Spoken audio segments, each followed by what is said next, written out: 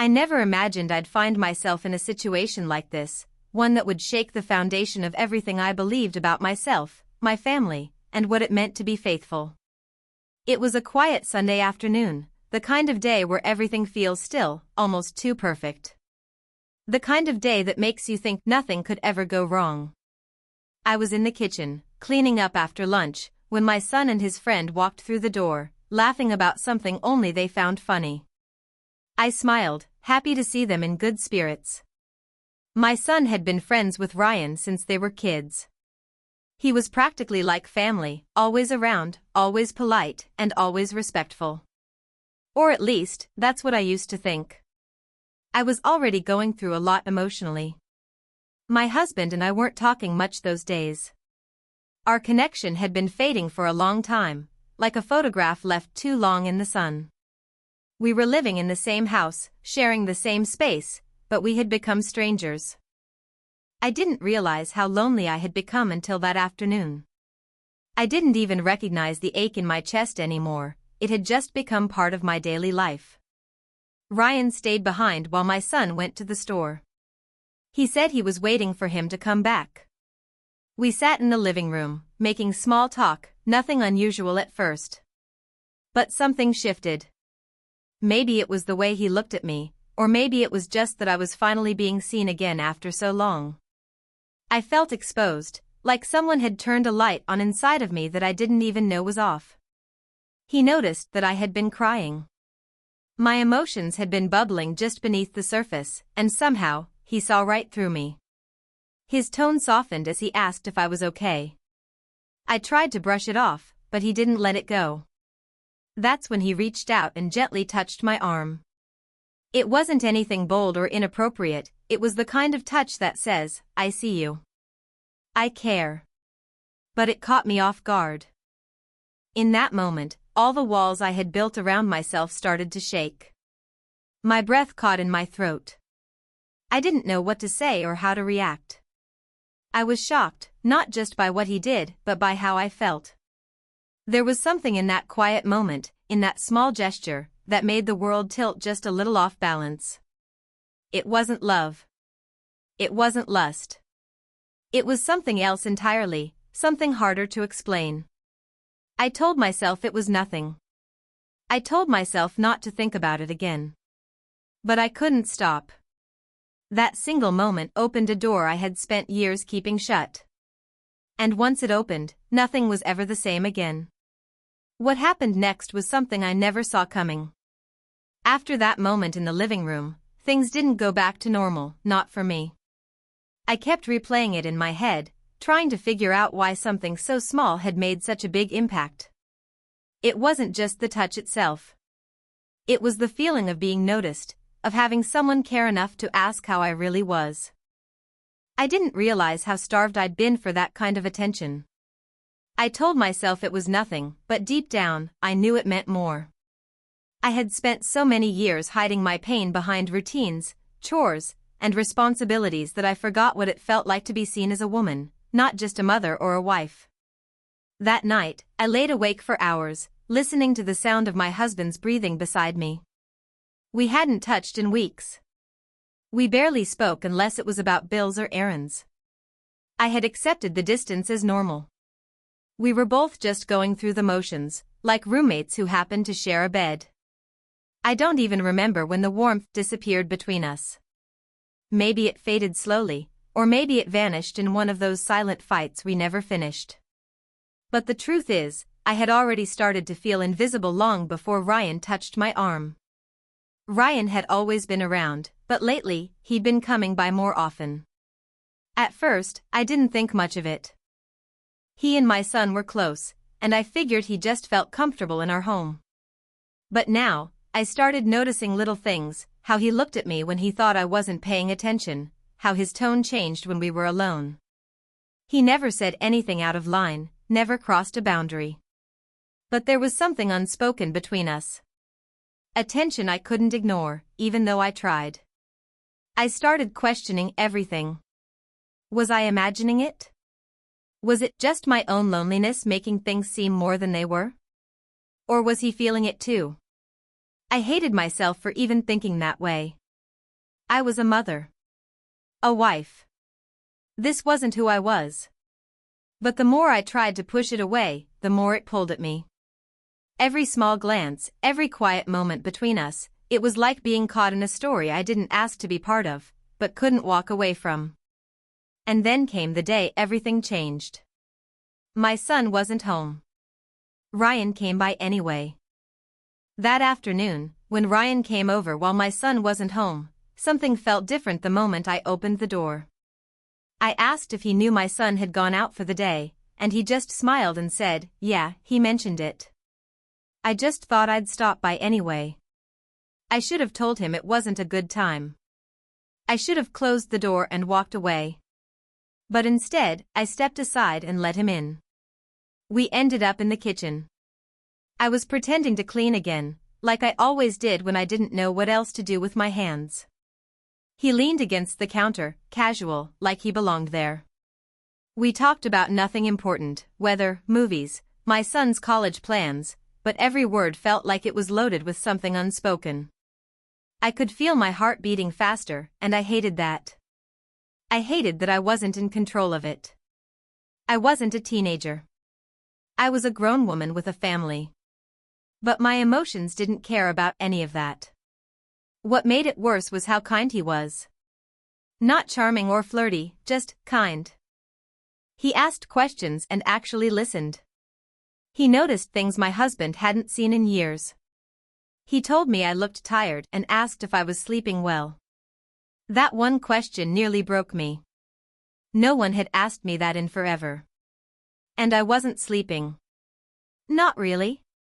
My mind was always racing, caught between guilt and longing, confusion and reality. I started to wonder if Ryan had his own reasons for being there, ones he wasn't saying out loud. Maybe he was going through something too. Maybe he needed someone just as much as I did. Or maybe I was making it all up in my head to justify feelings I shouldn't have. That was the hardest part, wondering if I was imagining everything because I was so emotionally empty, or if there really was something between us, building slowly in the quiet moments. Meanwhile, at home, my husband didn't notice anything. Or maybe he did, but didn't care enough to ask. We were so disconnected that even if I disappeared emotionally, I don't think he would have noticed right away. I wasn't proud of that thought. But it was real. Things started getting more complicated when Ryan texted me, just small, harmless things at first. Or at least, that's what I told myself. But the truth was, nothing about this felt harmless anymore. The messages from Ryan became more frequent. Nothing too obvious, just check-ins, little jokes, random thoughts, but I started looking forward to them more than I should have. It became a secret part of my day, something that felt like mine. I wasn't sure if he knew what it was doing to me, or if he was feeling the same. I tried to convince myself it was just friendly, that I was reading too much into it. But deep down, I knew better. I could feel it growing, slowly, quietly, like a storm building in the distance. Then one evening, after a long, silent dinner with my husband, I found myself sitting alone in the dark, staring at my phone. Ryan had sent a message just saying, "Are you okay?" And I typed out a reply that I erased 3 times before I finally sent, "No. Not really." It was the most honest thing I had said in a long time. He replied right away, asking if I wanted to talk. I told him no, but part of me wanted nothing more than to hear his voice. The next day, Ryan showed up at the house again. He said he was just passing by and thought he'd check in. I knew it was an excuse, and I didn't care. We ended up on the back porch, sitting in silence for a while. Then he looked at me in a way that made my breath catch, like he saw right through the version of me I showed the world. He didn't have to say anything. Everything was written in that look. I was shaking inside, torn between guilt and something else, something I didn't have the name for yet. My mind screamed that this was wrong, but my heart was tired of being ignored. Just as I opened my mouth to speak, the sound of my son's car pulling into the driveway shattered everything. Ryan and I locked eyes, frozen. Neither of us moved. The moment was heavy, full of everything that hadn't been said. I stood up quickly, fixing my hair, trying to look like nothing had happened. But something had. Something real. And it wasn't going away. As my son walked in, laughing and calling out for me, I felt my stomach twist. Ryan stayed quiet, but his eyes followed me the whole time. I didn't know what was going to happen next, but I knew we had crossed a line we couldn't uncross. The days that followed felt like I was holding my breath underwater. Every glance, every word spoken around the house felt loaded. I tried to act normal, to slip back into the safe rhythm of routine, but I could feel everything shifting underneath. Ryan stopped coming by for a few days, and I told myself it was for the best. We both needed space. I needed to clear my head. But the silence made me uneasy, like something was waiting just out of view. Then, just when I thought things had settled, something happened that I never expected. One evening, my husband came home early from work. He looked different, tense, distracted. I asked if everything was okay, and he said, without even looking at me, "We need to talk." My heart dropped. I followed him into the living room, the same room where this whole thing had started with Ryan. My hands were cold. My mind raced. Was this it? Had he found out somehow? But what he said next caught me completely off guard. "I think we've both been pretending for a long time," he said. "And I haven't been honest with you either." He paused, like he didn't want to say it, but couldn't hold it in any longer. "There's someone else." It didn't mean to happen. I didn't plan it. But it did. I sat there frozen, stunned. The words hit harder than I expected, even with all the emotional distance between us. My husband, the man I'd built a life with, shared a home with, had stepped outside of our marriage. And here I was, wrapped in my own emotional mess with Ryan, trying to justify feelings I had no business entertaining. The weight of it all crashed down on me at once. I didn't say much. I didn't even cry. I just sat there, trying to understand what this meant. Maybe we had both been living separate lives for longer than either of us admitted. Maybe we had been waiting for the other person to give up first.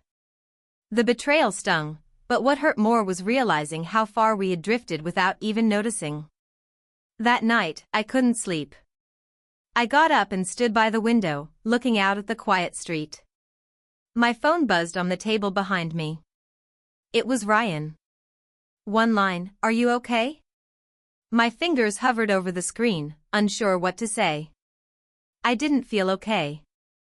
I felt like my world was folding in on itself. But something deeper was happening now, something I couldn't ignore anymore. I didn't answer right away. I stared at the message, heart pounding, wondering if telling him everything would make it better, or only make it worse. And then, another unexpected turn. My son walked into the room, rubbing his eyes, and said something I wasn't ready to hear, "Mom. I think Ryan has feelings for you. I saw the way he looks at you." My son's words hit me like a wave I didn't see coming. I stood frozen, staring at him, unable to speak. He looked serious, his eyes filled with confusion and something close to worry. I tried to act calm, brushing it off with a soft laugh. "That's ridiculous," I said. "Ryan's your friend. Don't be silly." But the words felt thin, like paper covering a fire. He didn't argue, just nodded slowly and walked back to his room, leaving the silence behind him louder than anything he could have said. I sat down on the edge of the couch, completely undone. My husband had just admitted he had someone else. My son suspected something between me and Ryan. And Ryan, he was still reaching out, still present in ways I hadn't fully faced. Everything was unraveling at once, and I couldn't pretend anymore. I needed to confront it all before it swallowed me whole. The next day, I asked Ryan to meet me at the park. Somewhere open, neutral, far from the walls of my house that had witnessed too many secrets. He showed up looking uncertain, like he already knew this wasn't just a casual catch-up. I didn't waste time. "I need to know what's going on," I said. "Not just with you, but with me. Because I've been confused, and I've let things go further in my mind than I should have. He looked down, took a breath, then looked at me straight. I care about you, he said quietly. More than I probably should. I didn't plan it. I didn't mean for it to happen. But I saw how sad you were. How unseen. And I started to. I don't know. Feel close to you. I nodded, swallowing the emotion building in my chest. My marriage is already broken, I said. He's been unfaithful. And I've been emotionally somewhere else, with you. But I can't do this. Not like this. It's not right for me, for you, for my son. He didn't argue. He just nodded, eyes heavy. I understand. I never wanted to cause you pain. We sat there in silence for a while. The sun was beginning to set. I told him goodbye, not with anger, but with a quiet, honest ending.